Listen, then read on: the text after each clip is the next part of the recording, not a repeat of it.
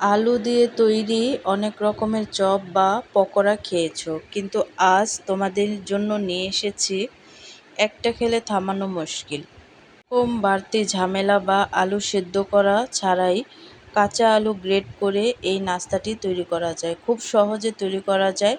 ঝটপট বিকেলের নাস্তার জন্য কিন্তু এই নাস্তাটি তোমরা তৈরি করে নিতে পারো। তো এই নাস্তাটি সহজ রেসিপিতে আজ আমি তোমাদের দেখাবো। তো ভিডিওটি না টেনে একদম শেষ পর্যন্ত দেখার অনুরোধ রইল। তা তৈরি করার জন্য ফার্স্টে আমি এখানে নিয়ে নিছি আলু, আর আলুটাকে কিন্তু ভালোভাবে খোসা ছাড়িয়ে নিছি, আর এই আলুটাকে আমি গ্রেট করে নেব। তো তোমরা কিন্তু এইভাবে করে আলুটাকে গ্রেট করে নেবে, তাহলে কিন্তু এই নাস্তাটি তৈরি করতে খুব সহজ হবে। তো এভাবে করে সম্পূর্ণ আলু আমি গ্রেট করে নিছি, দেখতেই পাচ্ছ।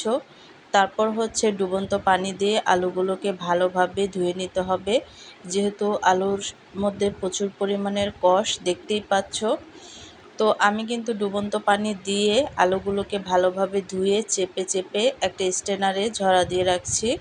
তো এভাবে করে সম্পূর্ণ আলু ঝরা দিয়ে তারপরে হচ্ছে একটা পাত্রে নিয়ে নিছি, আর পাত্রে নেওয়ার পরে কিন্তু এখানে আমি দিয়ে দিব একটা ডিম। তোমরা চাইলে 2টা 3টা বা 4টা ডিমও অ্যাড করতে পারো। তো ডিমটা দেওয়ার পরে কিন্তু এখানে আমি অ্যাড করে দিচ্ছি কাঁচামরিচ কুচি, তারপর হচ্ছে অ্যাড করে দেব পেঁয়াজ কুচি। ঝালটা কিন্তু তোমরা যেমন খাও তেমন দিতে পারো। তারপর হচ্ছে এখানে আমি কিছু মশলা অ্যাড করে দিচ্ছি। চাট মশলা আছে, লবণ আছে, লাল মরিচের গুঁড়ো, সাদা গোলমরিচের গুঁড়ো, আর হচ্ছে ভেষন। তোমরা চাইলে এখানে ময়দা বা চালের গুঁড়ো অ্যাড করতে পারো। তারপর হচ্ছে দিয়ে দিছি আদা রসুনের পেস্ট। তারপর হচ্ছে সবগুলো উপকরণ দিয়ে হাত দিয়ে ভালোভাবে এই মিশ্রণটিকে মিশিয়ে নিতে হবে। আর বাড়তি কোনো পানি দেবে না। ডিমে আর আলুতে যে পানিটা আছে সেটা দিয়েই কিন্তু এই আলুটা একেবারেই কিন্তু ভেজা ভেজা টাইপের হয়ে যাবে। তারপর হচ্ছে সরাসরি একটা প্যানে আমি তেল বসাইছি, আর তেলটা গরম হয়ে গেছে। এখানে আমি এক এক করে সবগুলো নাস্তা আমি দিয়ে দেব। এই নাস্তা যেন তেলে দেওয়ার পর খুলে না যায় আর দীর্ঘক্ষণ মুচমুচে থাকে, তার আসল ট্রিক্স হলো আলু গ্রেট করার পর ভেতরের সব পানি একদম চেপে বের করে নিতে হবে।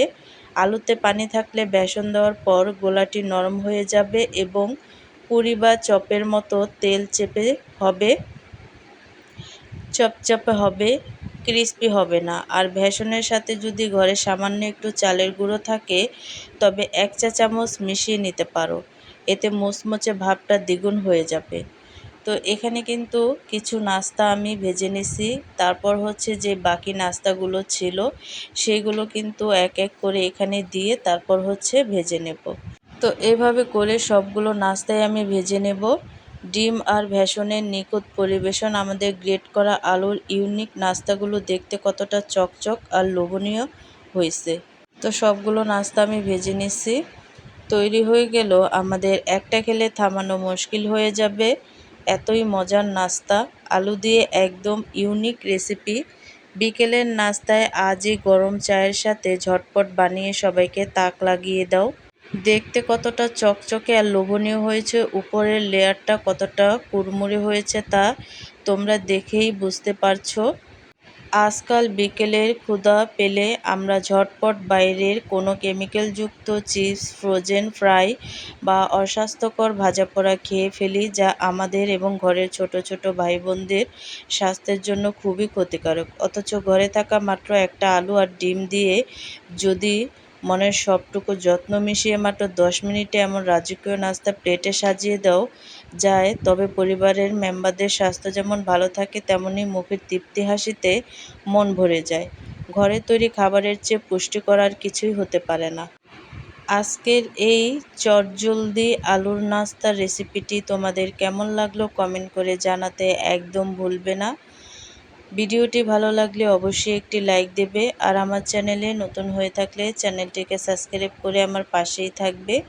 তো আজকের রেসিপিটি কেমন লাগছে অবশ্যই কিন্তু কমেন্টে জানাবে। তো অন্য কোনো রেসিপি নিয়ে তোমাদের মাঝে আবার চলে আসব। আজকে এই পর্যন্তই। সবাই সুস্থ থাকবে, ভালো থাকবে। আল্লাহ হাফেজ।